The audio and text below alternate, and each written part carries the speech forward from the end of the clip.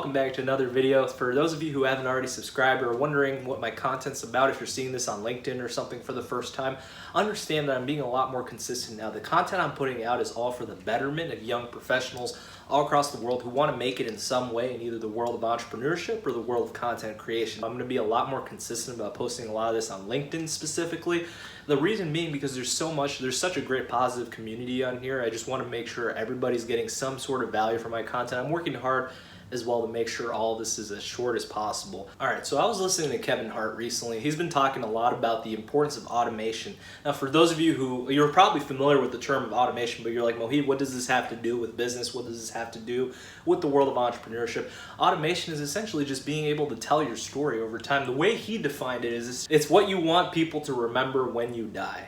The importance of automation, yes, can have a lot of monetary value, but at the same time, it has a lot of impactful value, and that's the best way that I like to describe it. So how do you want your story to be told long after you're gone? A lot of people like to differentiate a line between entertainment and business. The reality of it is there's no line. If you truly want to create lifelong success, you got to understand that there is no line. You can't just stop at that 5 o'clock time and be like, all right, that's it. And first off, I'm all for having fun. I'm all for taking a break, but you want to understand that your personal brand, what you kind of showcase about yourself and what you're putting out there is just as representative of you as a business professional as what you're doing between the 9 to 5. So you want to be very careful about what you're saying. And that's not to say that you can't say tweet something, or you can't say something on YouTube, or you can't, just be yourself in your content. By all means, be yourself, but make sure that person is the same person that you're portraying in the business environment, because you can only keep two identities for so long. So that's where the importance of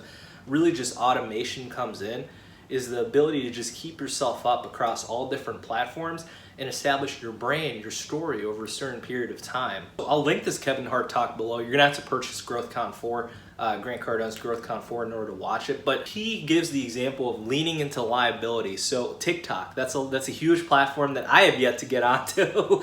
I have an account, but I don't know what to do with it. That's the thing, is a lot of business professionals are looking at TikTok and they're like, okay, how can we use this? How can we monetize this, etc., right? Some people are using it successfully. Some people have no idea what they're doing. Gary Vee is using it successfully. You look at Kevin Hart, he has no idea what he's doing, but he understands that TikTok it could be the future, it could not be. Gary Vee has a very similar mindset. That's the whole idea. Is a lot of people are thinking about this too much from the business approach, from the monetization approach. This whole app could go away one day. It may not continue into the near future. You look at Facebook and look at everything that's happening with Facebook, it's barely keeping on. And that's not to say to stop using Facebook. It's just there's a lot of factors at play beyond your control, but the best you can do is to utilize every platform and just make the most of it, and understand that this is just a way to automate your brand, not your income. If you can find a way to automate your income, I'm all for it. I haven't figured that out yet.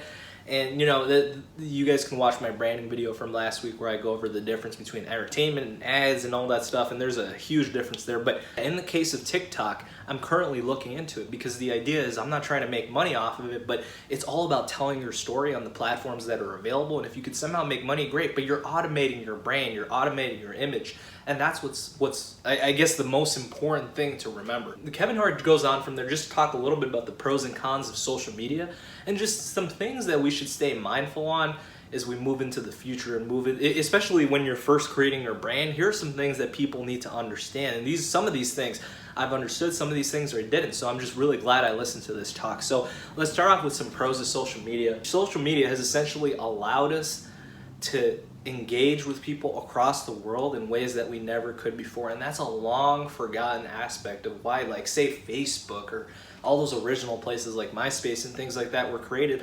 The purpose was just to connect people. All the people that have the argument of how this is disconnecting us, it's stemming from all of the negativity, but we're forgetting about the core of why these platforms were created. Facebook, for example, no matter what side of those lawsuits you're on, they were never intended to say hijack an election, or they were never intended to steal people's data. They were intended to connect people, and that's the value of social media, and that's our job as influencers and people who are creating content to bring some of that value back. The second most important thing about social media is that it's allowing you to grow an audience and brand. You know, of course you have your friends, you have different people, say from high school, college, all these people like on your social media, and that's great.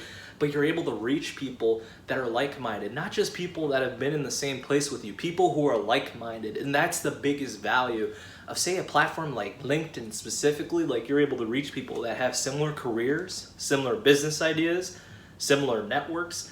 And, you know, even if they're not similar to you, you can get involved with different types of people. And that's I think, one of the biggest value props of using a platform like LinkedIn. And once you're able to find these people, you're then be able to kind of learn a lot from them and really grow not only your brand, but as a young professional.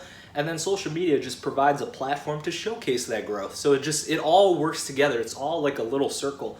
And I'm gonna try to draw a circle on screen here where my fingers are, but I'm not that great at editing. So now moving on to the bads of social media. And this is what everybody focuses way too much on, but I just wanna state them for the sake of stating them. So this way, if you're not already aware of kind of where a lot of this negativity stems from, you'll be made aware. Now, he talked about how everybody on any social media platform, they have an opinion. I have an opinion, you have an opinion, everybody has an opinion. Like, we all have opinions, and that's fine. It's a beautiful world that we're able to talk about things without getting arrested, hopefully. You know, psychologically as humans, we're wired to look at the bad news first. We pay more attention to that rather than, oh, this guy just grew his business to, like, say 30 grand a year, which may not be much to us, but it's a lot for him.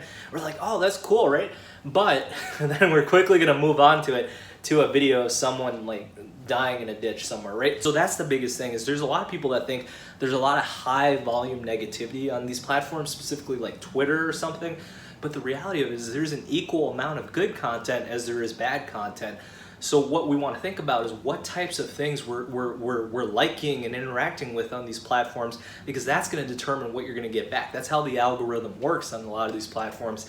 And there's an equal amount of both content. It's just a matter of what you interact with more. And most of us, including myself, will see a lot more negative content on there because that's what we see and that's what we tend to interact with more because our brains are wired that way. It's not a bad thing by any means, but that's how it is. And that's knowing how the algorithm works is probably one of the best ways to go back and kind of change not only the algorithm, but change your mindset around how you look at all this information. Going back to the opinion aspect, like, understand that whatever opinion you're putting out there, just make sure, once again, it fits with the whole like brand and story that you want to tell about yourself. Years from now, when people look at your old tweets, when they look at your old posts, when they look at your old content, what vibe would they be getting off of it? You know what I mean? And you can certainly go back and delete stuff, but I always like to believe that once something's on the internet, it's always going to be there. Someone will always find a way. Nothing's ever truly deleted. There's always a signature. Maybe I just watched too many movies, but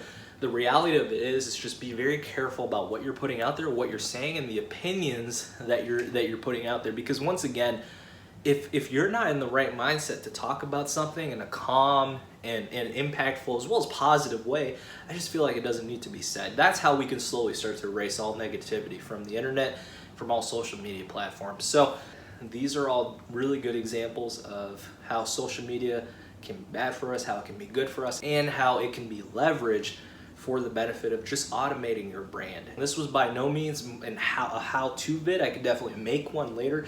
This is by every means a mindset vid, like the type of mindset that you're gonna need in order to really carry your brand and your story forward, you know, way after you die. Because that's the most important part of automation, and that's why it's so important to keep in mind as not only an entrepreneur, but any young professional who's trying to leave their mark on the world. Social media is where you're really gonna establish a lot of your reputation, especially when you're first starting out. So it's very critical to be very mindful of what you're saying, what you're doing, and the types of things that you're putting out, and telling your story in a way that'll make people call you. You know, once again, just ending with a little bit of Kevin Hart. He said that no one is gonna be like sitting by the phone waiting to call you. 95% of people don't know you exist, probably way more than that.